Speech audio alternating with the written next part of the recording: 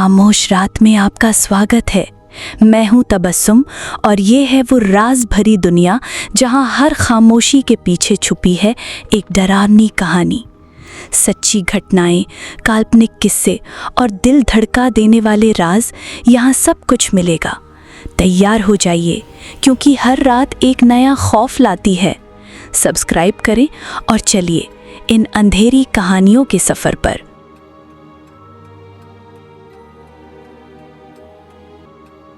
भोपाल का नया इलाका था कोहे फिजा। यहाँ आलीशान फ्लैट्स और बड़ी बड़ी सोसाइटीज़ बनी थीं। लेकिन उन सोसाइटीज़ के बीच में एक पुरानी बस्ती भी थी, फकीर मोहल्ला। उस बस्ती के बारे में हर कोई कहता था कि रात ढलने के बाद वहाँ के घरों की खिड़कियों से अजीब रोशनी निकलती है और कभी कभी बिना हवा चले दरवाजे अपने आप बंद हो जाते हैं। आफताब 24 साल का था, दिल्ली से भोपाल जॉब के लिए आया था और अभी अभी उसे एक नया फ्लैट मिला था। फ्लैट देखने में बढ़िया था, किराया भी कम, मगर लोकल लोगों ने कहा था, भाई ये फ्लैट तो अच्छा है पर इस बिल्डिंग में पहले भी लोग रहकर भाग गए हैं, रात को आवाज़ें आती हैं। आफताब हंसकर टाल गया। उसे भूत प्रेत पर भरोसा नहीं था। पहली रात सब ठीक रहा, मगर दूसरी रात को करीब 2 बजे उसके वॉशरूम से पानी टपकने की टप टप आवाज़ आने लगी। वो उठा और जाकर नल चेक किया, सब कुछ बंद था। तभी उसे लगा जैसे आईने के पीछे कुछ हिल रहा हो। उसका दिल तेज धड़कने लगा। उसने मोबाइल की फ्लैशलाइट जलाई, मगर कुछ भी नहीं था। भ्रम होगा, वो बड़बड़ाया। अगले दिन ऑफिस में उसकी मुलाकात हुई ज़ारा से। ज़ारा भोपाल की ही रहने वाली थी और उसी टीम में काम करती थी। कॉफ़ी पर गपशप के दौरान जब आफताब ने हंसते हुए कहा, तुम्हें पता है लोग कहते हैं मेरा फ्लैट भूतिया है, ज़ारा का चेहरा अचानक गंभीर हो गया। कहाँ है तुम्हारा फ्लैट? फकीर मोहल्ले के पीछे रहमत अपार्टमेंट में।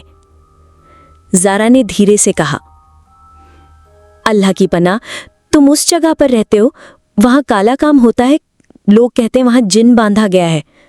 आफताब हंस पड़ा। ये सब अंधविश्वास है। ज़ारा ने उसकी आंखों में देखा और बस इतना कहा, उस रात करीब 2:30 बजे कमरे में अचानक सर्द हवा चलने लगी। खिड़कियां बंद थी, फिर भी पर्दे हिल रहे थे। आफताब की नींद खुल गई। उसने देखा कि कमरे के कोने में जहां हल्की अंधेरी छाया थी, कुछ हिल रहा था। वो उठकर बैठा और मोबाइल की फ्लैशलाइट उस तरफ डाली। खाली कोना। जैसे ही उसने मोबाइल नीचे किया, उसे स्पष्ट आवाज सुनाई दी,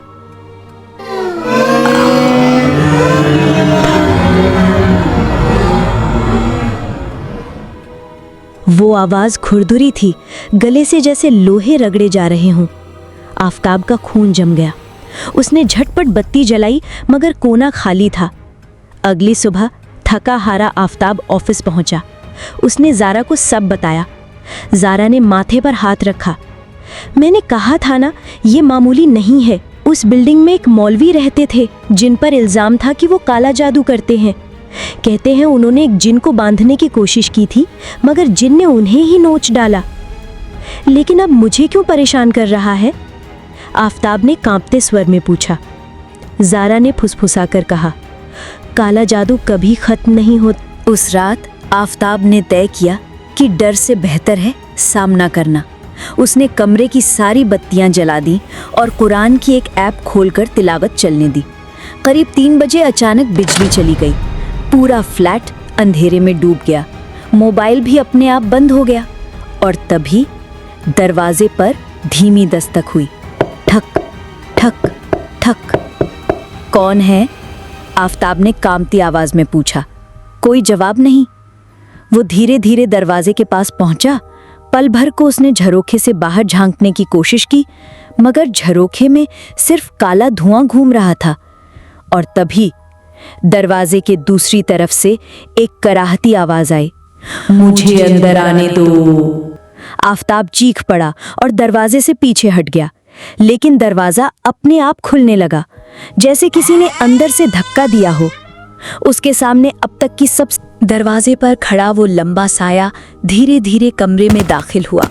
उसका शरीर धुएं से बना हुआ लग रहा था, मगर आंखें लाल अंगारों की तरह चमक रही थीं। आफताब ने कांपती आवाज में कलिमा पढ़ने की कोशिश की, मगर उसका गला सूख गया। शब्द आधे ही अटके रह गए। साया धीरे धीरे उसकी तरफ बढ़ने लगा। अचानक कमरे की सारी लाइट्स फिर जल उठीं और जिस जगह वो साया खड़ा था वहां सिर्फ हल्की सी राख गिरी थी। आफताब हाँपते हुए फर्श पर गिर पड़ा। अगली सुबह उसकी तबीयत बहुत खराब थी। बुखार चढ़ा हुआ था और चेहरे पे नींद का नामो निशान नहीं। ऑफिस जाते ही ज़ारा ने देख लिया। तुम्हारे ऊपर असर हो चुका है, उसने धीमे स्वर में कहा। कैसा असर? आफताब ने पूछा। ज़ारा ने चारों तरफ देखा और फुसफुसाकर बोली, जिन इंसान को सीधे सीधे नुकसान नहीं पहुंचाता, पहले वो नींद उड़ाता है, बदन तोड़ता है, दिमाग पर सवार होता है और धीरे धीरे इंसान की रूह पर कब्जा करने लगता है। आफताब का चेहरा सफ़ेद पड़ गया। तो मुझे क्या करना होगा? तुम्हें एक आलिम यानी धार्मिक विद्वान के पास जाना पड़ेगा। मैं किसी को जानती हूँ, वो रूहानी इलाज करते हैं। उस रात आफताब बमुश्किल घर पहुंचा। उसका मन बहुत बेचैन था। टीवी चालू किया मगर आवाज़ अपने आप म्यूट हो गई। मोबाइल खोला तो स्क्रीन पर एक मैसेज अपने आप लिखा नजर आया, ये घर छोड़ दो वरना तेरा जिस्म मेरा होगा। उसके हाथ से मोबाइल गिर गया। दिल इतनी तेजी से धड़क रहा था जैसे सीने से बाहर निकल आएगा। करीब आधी रात उसे नींद आ गई। सपने में उसने देखा कि वो उसी अपार्टमेंट की छत पर खड़ा है। चारों तरफ काला धुआं फैला है और उस धुएं से एक शख्स उभर रहा है। लंबा कद, सफ़ेद कपड़े, मगर चेहरा काला, आंखें अंगारों जैसी। वो शख्स ज़मीन पर एक गोला बना रहा था काले खून से, और उस गोले के बीच में बंधा हुआ था एक जिन। जिन जंजीरों से बंधा तड़प रहा था और चिल्ला रहा था, मुझे आज़ाद कर वरना तेरा नाश कर दूंगा। वो शख्स जोर से हंसा और बोला, मैं तुझे अपने कामों के लिए बांध चुका हूँ, तू अब मेरा गुलाम है। अचानक वो शख्स मुड़कर आफताब को देखने लगा। उसका चेहरा साफ हुआ और आफताब ने पहचान लिया।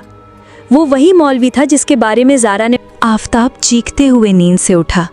उसके माथे पर पसीना था और दिल जोर जोर से धड़क रहा था। वो सपनों में भी उससे पीछा नहीं छोड़ रहा था। सुबह सुबह आफताब और ज़ारा हज़रत मंजिल गए, वो जगह जहाँ एक बुज़ुर्ग आलिम रहते थे जिन्हें लोग मौलाना रऊफ़ साहब कहते थे। मौलाना ने आफताब को देखते ही कहा, तुम्हारे पीछे साया है, बहुत गहरा साया। ये मामूली जिन नहीं, ये बंधा हुआ जिन है। आफताब ने कांपते हुए कहा, तो इसका मतलब मुझे नुकसान पहुंचेगा? मौलाना रऊफ़ ने गंभीरता से सिर हिलाया। जिस मौलवी ने उसे बांधा था उसने काला जादू किया था। जिन अभी भी उसी जादू की कैद में है और जब तक वो कैद टूटी नहीं, ये तुम्हें सताता रहेगा। मगर अजीब बात है, वो जिन तुम्हें सिर्फ डराता है, मारता नहीं। शायद तुम्हारे और उसके बीच कोई गहरा रिश्ता है। रिश्ता? आफताब हैरान रह गया। मौलाना बोले, हाँ, हो सकता है तुम्हारे खून से, तुम्हारे ख़ानदान से या किसी पुराने सौदे से जुड़ा हो। रात को जब आफताब घर लौटा, उसने पहली बार उस फ्लैट की दीवारों को ध्यान से देखा। पलस्तर के पीछे से कहीं कहीं अजीब निशान बने थे, गोल घेले, अरेबिक जैसे अक्षर और कुछ जगहों पर सूखे खून के धब्बे। उसे लगा जैसे ये पूरा घर ही किसी तंत्र मंत्र का हिस्सा हो। करीब 1:45 बजे दरवाज़ा अपने आप खुला। इस बार वो साया सीधे कमरे में घुसा और आफताब के पास आ गया। उसके कान में खुरदुरी आवाज़ गूंजी, तेरे दादा ने सौदा किया था, अब तुझे देना होगा। आफताब चीखकर पीछे हट गया। कौन सा सौदा? जिनकी आंखें और लाल हो गईं। तेरे खानदान ने मेरी कैद की कीमत पर तेरी नस्ल को गिरवी रखा था, अब तेरा वक्त आ गया है। इतना कहते ही वो साया गायब हो गया। अगली सुबह आफताब बुरी तरह टूटा हुआ था। ज़ारा ने जब उसकी हालत देखी तो कहा, ये अब बहुत गंभीर हो गया है, हमें वो काला जादू तोड़ना ही पड़ेगा, वरना जिन तुझे पूरी तरह कब्जे में ले लेगा। आफताब की आंखों में डर और गुस्सा दोनों थे। मैं ये घर छोड़ दूंगा। मगर तभी ज़ारा बोली, तुम सोचते हो घर छोड़ दोगे तो पीछा छूट जाएगा? नहीं, जब तक सौदा टूटा नहीं, जिन तुम्हें कहीं भी ढूंढ लेगा। उस रात आफताब ने आईने में अपना चेहरा देखा। आईने में उसका चेहरा काला दिख रहा था, आंखें लाल। वो डरकर पीछे हटा, मगर आईने में उसका प्रतिबिंब मुस्कुरा रहा था और उसी मुस्कान के बीच उसने अपने कान में सुना, अब तेरा जिस्म मेरा है। आफताब जोर से चिल्लाया और कमरे की सारी खिड़कियां अपने आप टूट गईं। आफताब अब बिल्कुल टूट चुका था, नींद गायब, चेहरे पर अजीब स्याही सी छाई हुई, आंखों के नीचे गहरे काले धब्बे। उसे ऐसा लगता जैसे उसका जिस्म उसका ना होकर कोई और चला रहा हो। कभी अचानक हाथ कांपने लगते, कभी अपने आप जुबान से अजनबी अल्फाज निकलने लगते, अरबी और फारसी जैसे, जिनका मतलब उसे नहीं पता था। ज़ारा उसे तुरंत फिर से मौलाना रऊफ़ के पास ले गई। मौलाना ने उसका चेहरा देखा और गहरी सांस ली। अब वक्त बहुत कम है, जिन ने आधा कब्जा कर लिया है। अगर इसे रोका ना गया तो अगले चांद की रात को ये पूरी तरह तेरा जिस्म अपना बना लेगा। आफताब कांप गया। तो मैं क्या करूं? मौलाना बोले, सच जानना जरूरी है। जिन ने कहा ना, तेरे दादा ने सौदा किया था, हमें उस सौदे का राज खोजना होगा। आफताब जोर से चिल्लाया और कमरे की सारी खिड़कियां अपने आप टूट गईं। ज़ारा ने रिसर्च शुरू की, पुरानी बस्तियों के बुजुर्गों से बात की, मोहल्ले की मस्जिद के इमाम से मिली। धीरे धीरे एक कहानी सामने आई। 50 साल पहले आफताब के दादा यूसुफ अली भोपाल आए थे। वो बहुत गरीब थे, कोई सहारा नहीं था। लोग कहते हैं कि यूसुफ अली ने दौलत और ज़मीन के लिए एक काले मौलवी से सौदा किया था। सौदे की शर्त ये थी कि मौलवी एक जिन को बांधकर उसकी मदद करेगा। बदले में यूसुफ अली को अपनी नस्ल का एक वारिस गिरवी रखना होगा। यूसुफ अली ने लालच में हाँ कर दी। कुछ ही सालों में उनकी हालत बदल गई, बड़ा घर, जमीनें और कारोबार। मगर धीरे धीरे उनका खानदान अजीब हादसों का शिकार होने लगा। उनके बड़े बेटे की कम उम्र में मौत, दूसरे की रहस्यमयी बीमारी और अब आफताब पर यह कहर। ज़ारा ने आंसू भरी आंखों से कहा, इसका मतलब तुम उसी गिरवी रखे वारिस हो। आफताब का खून जम गया। तो मैं बचूंगा कैसे? मौलाना ने जवाब दिया, काला सौदा तोड़ना बहुत मुश्किल है। इसके लिए हमें उसी जगह जाना होगा जहां वो जादू किया गया था, रहमत अपार्टमेंट के तहखाने में। उस रात तीनों, आफताब, ज़ारा और मौलाना रऊफ़, टॉर्च लेकर अपार्टमेंट के नीचे उतरे। बेसमेंट पुराना और सीलन भरा था, कोनों में मकड़ी के जाले, फर्श पर गाढ़ी धूल। जैसे जैसे वो अंदर बढ़े, दीवारों पर वही अजीब निशान दिखने लगे और फिर एक जगह पहुंचे जहां फर्श पर गहरे काले घेरे बने थे। मौलाना ने धीरे से कहा, यहीं जिन बांधा गया था। अचानक हवा और ठंडी हो गई, फर्श से धुआं उठने लगा और बीच का गोला लाल चमकने लगा। अचानक जिन प्रकट हुआ, पहले से भी बड़ा, आंखें अंगारे, शरीर धुएं से भरा। उसकी गड़गड़ाती आवाज गूंजी, आफताब, तेरा वक्त आ गया है। तेरे दादा ने जो गिरवी रखा था उसे लेने मैं आया हूं।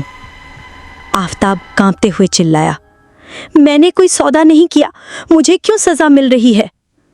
जिन गर्जा, खून का सौदा पीढ़ियों तक चलता है। तू उनका वारिस है, तू ही कुर्बानी है। मौलाना ने तुरंत तिलावत शुरू की। उनकी आवाज गूंज रही थी, मगर जिन और भड़कने लगा। दीवारें हिलने लगीं, टॉर्च अपने आप बुझ गईं। ज़ारा रोते हुए चिल्लाई, आफताब, हार मत मानो, आयतें पढ़ो, दुआ पढ़ो। आफताब ने पूरी हिम्मत जुटाकर कलमा पढ़ना शुरू किया। जिन चीख उठा, मगर फिर भी रुक नहीं रहा था। अचानक बेसमेंट की दीवार में दरार पड़ी। दरार के पीछे एक छोटा कमरा था। वो लोग अंदर घुसे तो देखा वहां एक पुराना ताबूत रखा था। ताबूत पर वही मौलवी की तस्वीर उकेरी हुई थी जिसने सौदा किया था। ताबूत खोलते ही अंदर से एक पन्ना मिला जिस पर खून से लिखी हुई इबारत थी। उसमें साफ लिखा था, मैं यूसुफ अली अपनी नस्ल का एक वारिस इस जिन के हवाले करता हूँ, बदले में दौलत और ज़मीन पाऊंगा। आफताब के हाथ से वो कागज कांपते हुए गिर गया। यानी ये सच है, मेरे दादा ने मुझे बेच दिया था। जिन गरजते हुए उनके पीछे आ पहुंचा, मगर मौलाना ने कागज उठाया और कहा, काला सौदा लिखावट से पूरा होता है और लिखावट से ही टूट सकता है। उन्होंने वही कागज पढ़ते हुए पन्ने को फाड़ डाला। जैसे ही कागज के टुकड़े हवा में बिखरे, जिन दर्द से चीख उठा। पूरा बेसमेंट हिलने लगा, छत से धूल गिरने लगी। जिन तड़पते हुए चिल्ला रहा था, तुम मुझे आज़ाद नहीं कर सकते, मैं तुम्हारे खून में हूँ। आफताब की आंखें अचानक लाल हो गईं। उसका शरीर कांपने लगा। जिन उसकी रूह पर कब्जा करने लगा था। ज़ारा ने उसे पकड़कर जोर से कहा, आफताब, याद करो तुम कौन हो। तुम अपने दादा की गलती नहीं हो। तुम अपनी तकदीर खुद लिख सकते हो। आफताब के दिल में जैसे आग भड़क उठी। उसने पूरी ताकत से कलिमा पढ़ा। जिन दर्द से चिल्लाता हुआ धुएं में बदलने लगा। उसकी चीख पूरे बेसमेंट में गूंज रही थी और अचानक सब खामोश हो गया। बेसमेंट की लाइट्स वापस आ गईं। जिन गायब हो चुका था, मगर आफताब फर्श पर गिरा पड़ा था। उसकी सांसें धीमी थीं। मौलाना ने माथे पर हाथ रखा और कहा, जिन गया नहीं, उसे दबाया गया है। ये सौदा पूरी तरह अभी भी टूटा नहीं, मगर वक्त मिल गया है। असली लड़ाई अभी बाकी है। बेसमेंट में हुई उस रात के बाद आफताब कुछ दिनों तक थोड़ा संभल गया। चेहरे की काली छाया कम हुई, नींद वापस आने लगी। ज़ारा और मौलाना रऊफ को लगा कि शायद खतरा टल गया है, लेकिन आफताब के भीतर एक अजीब बेचैनी बनी हुई थी। कभी अचानक उसे लगता कोई उसके पीछे खड़ा है, कभी आईने में अपनी जगह किसी और का चेहरा देखता। एक रात आफताब को सपना आया। वो फिर उसी तहखाने में खड़ा था। ज़मीन पर टूटा हुआ कागज़ पड़ा था, वही सौदे वाला पन्ना, और उस पन्ने के टुकड़े अपने आप जुड़ने लगे। धुएं से बनी आकृति उसके सामने खड़ी थी। जिन। उसकी आवाज़ गूंजी, तुम सोचते हो कागज़ फाड़ने से सौदा टूट गया। सौदा खून से हुआ था और खून से ही ख़त्म होगा। आफताब नींद से चीख कर उठा, मगर उसके तकिए पर ताज़ा खून के धब्बे थे। अगली सुबह वो तुरंत मौलाना रऊफ के पास पहुंचा। ये ख़त्म क्यों नहीं हो रहा? उसने कांपते हुए पूछा। मौलाना ने गहरी सांस ली।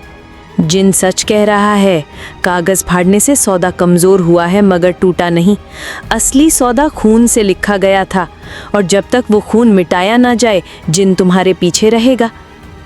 तो अब क्या रास्ता है? आफताब ने घबरा कर पूछा। तुम्हें उस जगह जाना होगा जहां सौदा पहली बार किया गया था, फ़कीर मोहल्ले के पुराने कब्रिस्तान में। वहीं जिन को कैद किया गया था, वहीं आखिरी लड़ाई होगी। उस रात आफताब, ज़ारा और मौलाना रऊफ मशाले लेकर कब्रिस्तान पहुंचे। कब्रिस्तान सुनसान था। हवा में अजीब सी गंध थी, जैसे किसी ने लोहे को जलाया हो। चांद पूरा था और उसकी रोशनी टेढ़ी मेढ़ी कब्रों पर पड़ रही थी। मौलाना ने पुराने नक्शे के सहारे एक कब्र ढूंढी, टूटी हुई, जिस पर अरबी में कुछ लिखा था। यहीं जिन का असल सौदा हुआ था। जैसे ही वो तीनों कब्र के पास पहुंचे, जमीन कांपने लगी, धुएं का गुबार उठने लगा और अचानक जिन प्रकट हुआ। इस बार पहले से भी भयानक। उसकी ऊंचाई पेड़ों से भी बड़ी, आंखें लावा की तरह जलती हुई। उसने गरज कर कहा, आफताब, तेरा वक्त पूरा हो गया। तेरे दादा ने वादा किया था, अब तू मेरी कुर्बानी बनेगा। आफताब कांप गया। ज़ारा उसके सामने खड़ी हो गई। नहीं, वो अपनी तकदीर खुद लिखेगा। जिन ने डरावनी हंसी हंसी। कोई इंसान अपनी तकदीर से नहीं भाग सकता। मौलाना ने आयतें पढ़ना शुरू किया। कब्र की मिट्टी हिलने लगी, पुरानी हड्डियां बाहर निकलने लगीं। जिन तड़प उठा, मगर फिर भी आगे बढ़ा। उसकी काली धुंध आफताब को घेरने लगी। आफताब की आंखें लाल हो गईं।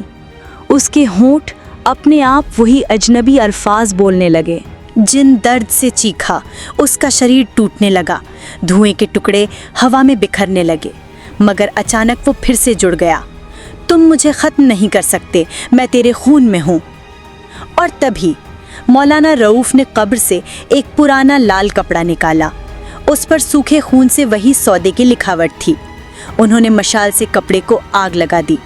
कपड़ा जलते ही जिन पागल होकर चीखने लगा। उसकी आवाज़ इतनी डरावनी थी कि ज़ारा ने कान बंद कर लिए। पूरा कब्रिस्तान हिलने लगा, कब्रें फटने लगी। जिन धुएं में बदल गया और आसमान की तरफ उठता चला गया, चीखता गरजता और फिर पूरी तरह गायब हो गया। सन्नाटा छा गया। सिर्फ आग की चटख और आफताब की थकी हुई सांसें सुनाई दे रही थीं। मौलाना ने धीमी आवाज़ में कहा, सौदा अब जल चुका है, जिन आज़ाद हो गया। अब वो किसी इंसान का गुलाम नहीं रहेगा और तुम्हारा पीछा भी छोड़ देगा। आफताब ज़मीन पर गिर पड़ा, आंखों से आंसू बह रहे थे। तो मैं बच गया? मौलाना ने सिर हिलाया। हाँ, मगर याद रखना, लालच और काला जादू हमेशा पीढ़ियों को तबाह करता है। तुम्हें अब अपने ख़ानदान की गलती का बोझ नहीं उठाना पड़ेगा। सुबह का उजाला होते ही तीनों कब्रिस्तान से बाहर निकले। पंछियों की चहचहाहट सुनाई दी। आफताब को लगा जैसे सदियों बाद उसने सुकून की हवा ली हो। ज़ारा मुस्कुराई।